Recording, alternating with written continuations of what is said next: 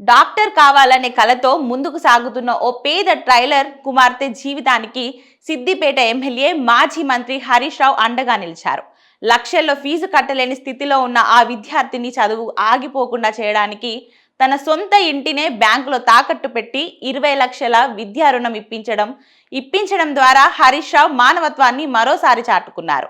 రాజకీయాలకే పరిమితం కాకుండా సమాజంలో అవసరమైన చోట తానున్నానని నిరూపించారు. సిద్దిపేటకు చెందిన కొంక రామచంద్రం టైలరింగ్ వృత్తిలో కుటుంబాన్ని పోషిస్తూ కుమార్తె మమతను చదివించారు.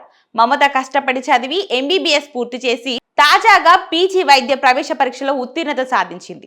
మహబూబ్ నగర్లోని ఎస్వీఎస్ మెడికల్ కాలేజ్లో ఆప్థమాలజీ సీట్ దక్కిన కన్వీనర్ కోటాలో ఏటా 7.50 లక్షల చొప్పున 3 సంవత్సరాల ఫీజు చెల్లించాల్సిన పరిస్థితి ఏర్పడింది. ఆస్తులు లేకపోవడంతో బ్యాంకులు రుణానికి నిరాకరించగా ఈ నెల 18లోగా ఫీజు కట్టకపోతే సీటు రద్దయ్యే ప్రమాదం నెలకొంది. ఈ విషయం తెలుసుకున్న హరీష్ రావు ఒక్క క్షణం కూడా ఆలోచించకుండా స్పందించారు.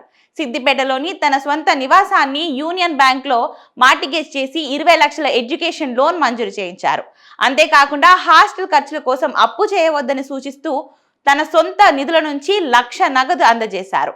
గతంలోనూ ఆటో కార్మికుల సంక్షేమం కోసం ఇలాగే తన ఇంటిని తాకట్టు పెట్టిన హరీష్ రావు ఈసారి ఓ పేద విద్యార్థిని డాక్టర్ కావాలనే కలను నిజం చేయడంలో కీలక పాత్ర పోషించారు. ఈ ఘటనపై సర్వత్రా ప్రశంసలు వెలువెత్తుతున్నాయి.